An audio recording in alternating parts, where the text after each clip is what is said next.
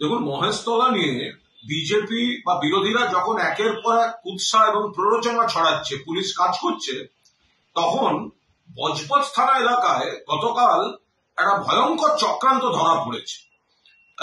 Motor bike, two wheeler সব বাজেয়াপ্ত হয়েছে।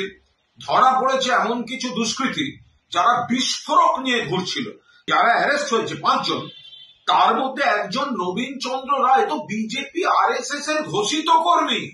যেখানে গিয়ে সুকান্তবাবুরা গিয়ে প্ররোচনা দিয়ে হাইপ তুলে নিজেরা গিয়ে একটা গন্ডগোল ওই মহেশতলাকে কেন্দ্র করে যেগুলো প্ররোচনা দিচ্ছেন, এবার দেখা যাচ্ছে যে বিজেপির লোকেরা ওখানে বিস্ফোরক নিয়ে পুলিশ ওটা ইন্টারসেপ্ট করেছে।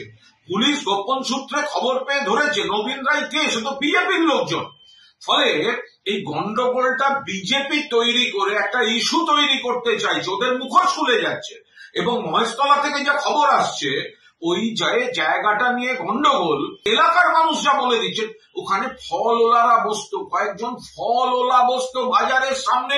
সবাই জানেন এই ঈদের ছুটিতে বোধহয় ফলওয়ালারা চলে গেছিল, ছুটিতে গেছিল, তার মধ্যে কনস্ট্রাকশন করে দিয়েছে।